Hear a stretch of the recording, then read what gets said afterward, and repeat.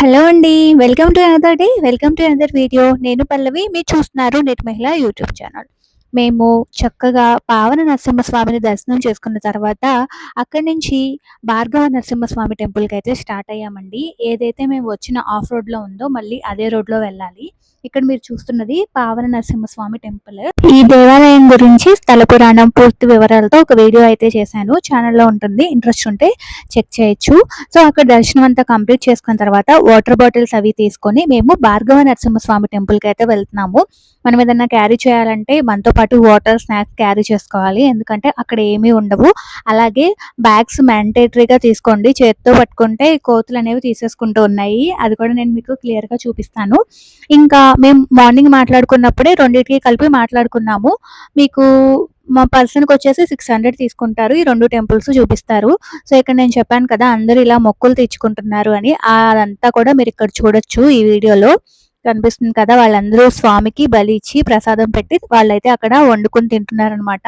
మన సైడ్ కూడా చాలా వరకు ఇలా జరుగుతూ ఉంటాయి కదా, కొన్ని టెంపుల్స్లో ఎక్కువగా అమ్మవారి టెంపుల్స్లో చూస్తూ ఉంటాము. ఉగ్ర అవతారంలో ఉన్న అమ్మవారి టెంపుల్స్లో ఎక్కువ విధంగా అయితే చూస్తూ ఉంటాము.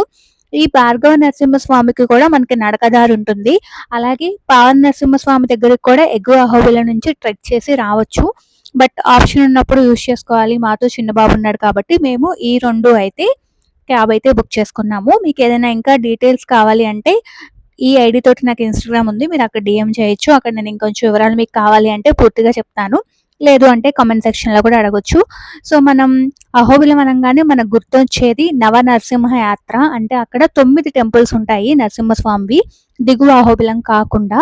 అందులో మేమైతే ప్రస్తుతానికి దేవుడి దయ వల్ల పావన నరసింహస్వామి దర్శనం చేసుకొని భార్గవ నరసింహస్వామి దర్శనానికైతే స్టార్ట్ అయ్యాము. వెళ్ళే దారిలో చిన్న పల్లి ఉంది అక్కడ అని చెప్పాను కదా, అక్కడైతే మామిడికాయలు అమ్ముతుంటే తీసుకుని వెళ్ళాము. ఇంకా ఈ భార్గవ నరసింహస్వామి స్థల పురాణానికి వచ్చేస్తే మనకి పరశురాముడు ఉంటారు కదా, ఆయన భార్గవ వంశం నుంచి కూడా వచ్చినవారు కాబట్టి ఆయన భార్గవ రాముడు అని కూడా అంటారు. ఆయన ఇక్కడ అహోబిలం వచ్చి నరసింహస్వామి కోసం ఘోర తపస్సు చేశారంట. అప్పుడు ఆయన తపస్సుకు మెచ్చి స్వామివారు అక్కడ ప్రత్యక్షమయ్యి ఆయనకి వరాలు ఇచ్చారంట. స్వామివారు ఇక్కడ మనకి ఉగ్ర రూపంలో కాకుండా కొంచెం ప్రసన్నవదనంగా కనిపించినట్టు నాకైతే అనిపించింది. అక్కడ అక్షయ తీర్థం అని చెప్పి మనకి అది కూడా ఉందన్నమాట. అంతకుముందు దాన్ని భార్గవ తీర్థం అని కూడా అనేవాళ్ళంట. అది కూడా నేను చూపిస్తాను. సో ఆయన తపస్సు చేసినందుకు స్వామివారు ప్రత్యక్షం అవ్వటం వల్ల, ఆయన పేరు ఎలాగో భార్గవ రాముడు అని ఉండడం వల్ల ఆ కోరిక మేరకు ఇక్కడ స్వామివారు భార్గవ నరసింహస్వామి అని పూజలు అందుకుంటూ ఉన్నారు. ఇక్కడ దారిలో మనకి ఏమీ లేవు. మేము వెళ్ళేసరికి మధ్యాహ్నం ఆ టైం అయింది. మేము మార్నింగ్ బయలుదేరేటప్పుడే కొంచెం లేట్‌గా బయలుదేరాం. 9:30 అట్లా అయింది. ఈ 2 టెంపుల్స్ మనం ఇట్లా జీప్‌లో వెళ్ళి మనం కవర్ చేయాలంటే ఈజీగా 4 అవర్స్ పడుతుంది. సాటర్‌డే అయితే ఇంకొంచెం ఎక్కువ టైమే పడుతుంది. మిగతా రోజుల్లో కొంచెం తక్కువ టైంలోనే ఫినిష్ అవుతుంది. ఎందుకంటే సాటర్‌డే పావన నరసింహస్వామి టెంపుల్ చాలా రష్‌గా ఉంటుందన్నమాట. ఇప్పుడైతే మనం భార్గవ నరసింహస్వామి టెంపుల్‌కైతే ఉన్నాము. వే అంతా కూడా ఇలా ఉందన్నమాట. సో కొంచెం ముందుకు వెళ్ళిన తర్వాత ఒక 100 లోపు స్టెప్స్ అయితే ఉన్నాయి. మీరు ఇక్కడి నుంచి చాలా జాగ్రత్తగా ఉండాలి. ఎందుకంటే కోతులు విపరీతంగా ఉన్నాయి. నా చేతిలో వాటర్ బాటిల్ ఉంది, ఇక్కడ మీరు చూడొచ్చు. అలాగే శ్రీకర్ చేతిలో ఒక కూల్ డ్రింక్ బాటిల్ ఉంటది, చూడొచ్చు. మేమది పావన నరసింహస్వామి టెంపుల్ దగ్గర శ్రీకర్ ఫ్యాంటా తాగుతానంటే కొనిచ్చామన్నమాట. మేము కోతులు అహోబిలంలో చాలా ఉన్నాయి. ఈవెన్ మేము స్టే ఉన్న ఇస్కాన్‌లో కూడా బాగున్నాయి. బట్ ఇక్కడ ఏంటంటే వాటికి ఆహారం అనేది దొరకట్లేదు కాబట్టి మన చేతిలో ఏదుంటే అది తీసేసుకుంటూ ఉన్నాయి. కాబట్టి చాలా జాగ్రత్తగా ఏమన్నా బ్యాగ్స్ అలాంటివి క్యారీ చేయండి అనైతే చెప్తాను నేను. ఈ బాటిల్ మేము ఇట్లా చేత్తో పట్టుకొచ్చాం, మాకు తెలియలేదనమాట.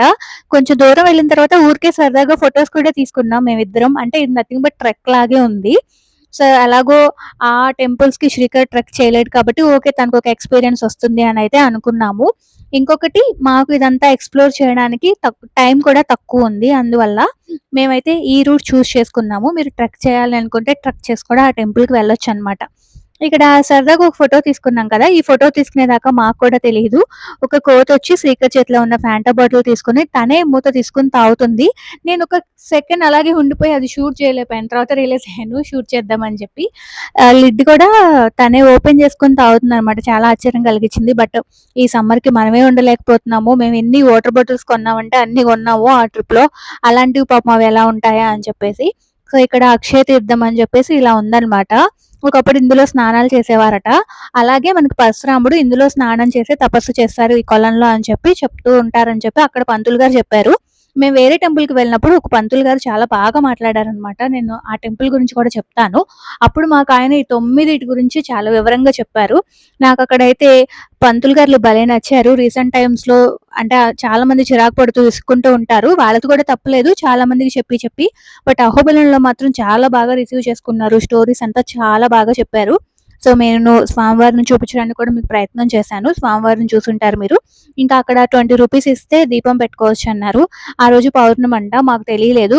దారిలో వెళ్తున్నప్పుడు ఎవరో మాట్లాడుకుంటే వింటూ ఉన్నామనమాట. సరే కదా! పౌర్ణమి రోజు దీపం వెలిగిస్తే మంచిదని ఇంకా నేను, శ్రీకర్ అయితే దీపం వెలిగించాము.